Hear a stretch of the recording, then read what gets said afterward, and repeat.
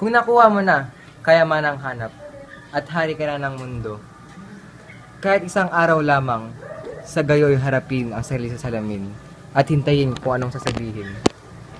Sapagkat, paghatol mula sa iyong ina, ama, at asawa ay di mahalaga.